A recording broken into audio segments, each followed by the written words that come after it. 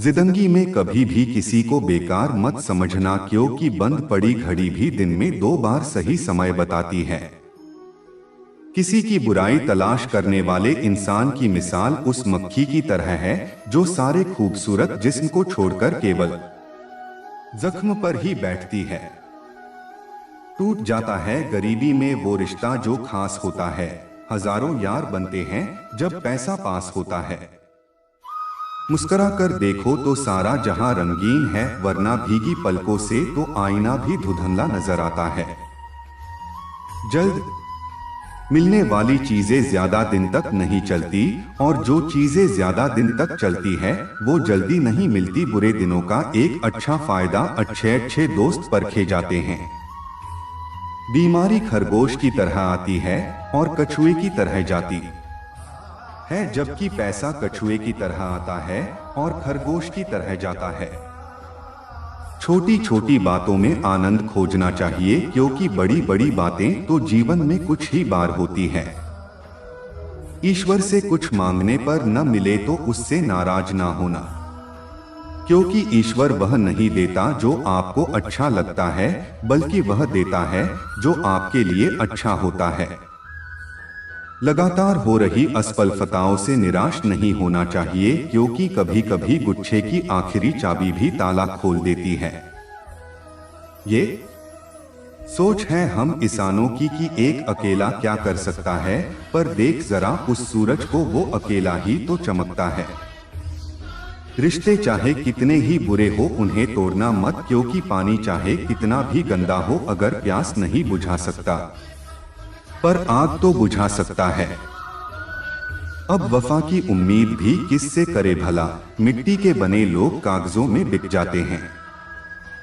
इंसान की तरह बोलना न आए तो जानवर की तरह मौन रहना अच्छा है। जब हम बोलना नहीं जानते थे तो हमारे बोले बिना माँ हमारी बातों को समझ जाती थी, और आज हम हर बात पर कहते हैं छोड़ो भी माँ, आप नहीं समझोगी। शुक्रगुजार हूँ उन तमाम लोगों का जिन्होंने बुरे वक्त में मेरा साथ छोड़ दिया, क्योंकि उन्हें भरोसा था कि मैं मुसीबतों से अकेले ही निपट सकता हूँ। शर्म की अमीरी से इज्जत की गरीबी अच्छी है। जिंदगी में उतार चढ़ाव का आना बहुत जरूरी है, क्योंकि ईसीजी में सीधी लाइन का मतलब मौत ही होता है। रिश्ते आजकल रोटी की तरह हो गए, जरा सी आंच तेज क्या हुई, जल भुनकर खाक हो गए। जिंदगी में अच्छे लोगों की तलाश मत करो, खुद अच्छे बन जाओ। आपसे मिलकर शायद किसी की तलाश पूरी हो जाए। झूठ में आकर्षण की शक्ति होती है, लेकिन स्थिरता नहीं होती। सत्य कड़वी होती है जिसमें स्थिरता होती है। दूसरों के जीवन में बाधा पहुंचाने वाला व्यक्ति कभी आगे नहीं बढ़ पाता, और आगे बढ़ने वाला व्यक्ति दूसरों के जीवन में बाधा नहीं पहुंचाता। शब्द और सोच संबंधों की दूरियां बढ़ा देते हैं, क्योंकि कभी हम संबंधों को समझ नहीं पाते और कभी हम उनको समझा नहीं पाते। यदि मनुष्य अपनी बुरी आदतों को समय पर न बदले तो बुरी आदतें उसके समय को बदल देती है। मुसीबतें जीवन में आती है, कोई बिखर जाता है तो कोई निखर जाता है। दान करने से धन तो जाता है, पर लक्ष्मी नहीं जाती। घड़ी बंद करने से घड़ी तो बंद हो जाता है, पर समय नहीं बंद होता। झूठ छुपाने से छुप जाता है, लेकिन सच्चाई नहीं छुपती। स्वयं के साथ धैर्य रखना आत्मविश्वास कहलाता है। ईश्वर के साथ धैर्य रखना आस्था कहलाती है। सूरज की किरणें जहां हो वही प्रकाश होता है। साधु संतों की वाणी जहां हो वही जीवन का उद्धार होता है। अगर आपके अच्छे कार्य पर कोई संदेह करता है तो करने दे, क्योंकि संदेह हमेशा सोने की शुद्धता पर किया जाता है, कोयले की कालिक पर नहीं। जितना मुझे समझ में आया है, जो शायद गलत हो, भक्ति से आजकल समझ में आता है कि नाम लेना, मंदिर जाना या मंत्र आदि का उच्चारण करना या भजन करना और ज्ञान है, उसमें वेद आदि ग्रंथों का अध्ययन आता है। तो कौन सा मार्ग उचित रहेगा? आज का जमाना हो या कोई भी जमाना हो, मन की अवस्था को देखिए। मन क्यों नहीं शांत है, क्यों नहीं मुक्त है, क्यों नहीं सत्य में ही स्थापित है? बंधन को, कारण को पहचानिए। मन को लगता है कि ये जो इतना कुछ उपलब्ध है दुनिया में वो काम आ जाएगा, और मन को ऐसा प्रतीत होता है क्योंकि प्रमाण उपलब्ध हैं। दुनिया में जो कुछ है वो काम का ही तो है। सारा काम ही दुनिया की चीजों से चल रहा है, दुनिया के लोगों से चल रहा है। ये ट्यूबलाइट काम आती है, कार काम आती है, कैमरा काम आता है, रुपया काम आता है, लोग काम आते हैं, सगे संबंधी काम आते हैं। ये सब काम आ रहे हैं कि नहीं आ रहे हैं? तो मन के पास कारण है ये विश्वास करने का कि दुनिया ही काम आ जाएगी, सत्य तक पहुंचने में भी दुनिया ही काम आ जाएगी, मुक्ति के अभियान में भी। ये पहली बात है। कभी कभार अगर मन को संदेह भी उठता है कि ये दुनिया कुछ काम आती दिख नहीं रही है और भक्ति क्या है, ये दोनों अलग अलग चल नहीं सकते। कोई कहे मैं ज्ञान मार्गी हूं, कोई कहे मैं भक्ति मार्गी हूं, तो ये बात बहुत समझदारी की नहीं है।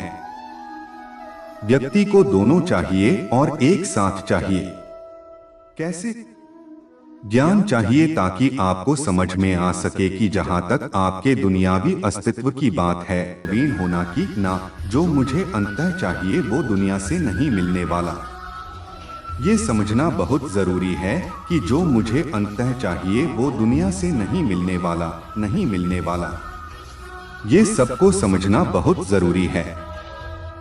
लेकिन जैसे ही ये बात स्थापित होगी भीतर की जो मुझे अंततः चाहिए वो मुझे दुनिया से नहीं मिलने वाला, तो भीतर कोई बैठा है जो प्रति प्रश्न करेगा, तुरंत प्रश्न करेगा, कहेगा दुनिया से नहीं मिलेगा तो फिर कहां से मिलेगा? और है क्या दुनिया के अलावा? बताना। और इस प्रश्न का उत्तर ज्ञान से नहीं मिल सकता। इस प्रश्न को हराने के लिए, इस शंका को जीतने के लिए तुम्हें चाहिए श्रद्धा। तुम कहते हो देखो कुछ तो है जो मुझे चाहिए, उसको तृप्ति कहते हैं, संतोष कहते हैं, मोक्ष कहते हैं, आनंद कहते हैं। और ये दिख रहा है मुझे कि वो दुनिया में नहीं मिलेगा। मैं अपने आप को धोखा नहीं दे सकता। अगर दिख रहा है मुझे कि दुनिया में नहीं मिल सकता, तो मैं स्वीकार करूंगा कि दुनिया में नहीं मिल सकता, लेकिन मुझे चाहिए तो है। मेरी अहम सत्ता पुकार पुकार कर उसी की मांग कर रही है। मुझे चाहिए तो है, तो अब ये दो बातें हैं, मुझे चाहिए है और दुनिया में मिल नहीं सकता, तो कहीं और मिलेगा। कैसे मिलेगा? मैं नहीं जानता कहां मिलेगा, मैं नहीं जानता, पर मिलेगा जरूर, ये श्रद्धा है। इसको कहते हैं अज्ञेय में विश्वास होना। कुछ पता नहीं कहां मिलेगा, लेकिन में है ज्ञान को हटाना, नेति नेति करना। ये जानना कि मैंने जो भी ज्ञान इकट्ठा कर रखा है, मैंने जो भी धारणाएं बना रखी हैं दुनिया के बारे में, वो सब मिथ्या हैं। तो ज्ञान मार्गी होने का मतलब होता है ज्ञान से मुक्ति, ज्ञान का झूठ देख लेना और उसको हटा देना। और भक्ति मार्गी होने का अर्थ होता है अज्ञेय में श्रद्धा, अज्ञेय में अकारण श्रद्धा। कोई पूछे क्यों है वो श्रद्धा, उसका भी कोई उत्तर नहीं। अकारण श्रद्धा, दोनों चाहिए। मुझे जो चाहिए वो ये नहीं, और हो नहीं सकता कि मुझे जो चाहिए वो हो नहीं। दोनों बातें कहनी हैं और एक ही सांस में कहनी हैं। मुझे जो चाहिए वो ये नहीं, और हो नहीं सकता कि मुझे जो चाहिए वो हो नहीं। पहली बात हुई ज्ञान और दूसरी बात हुई श्रद्धा या भक्ति। दोनों चाहिए, साथ साथ चाहिए। दोस्तों कैसी लगी ये वीडियो हमें कमेंट करके जरूर बताएं, और चैनल पर नए आए हैं तो सब्सक्राइब करें। धन्यवाद। जय श्री कृष्ण।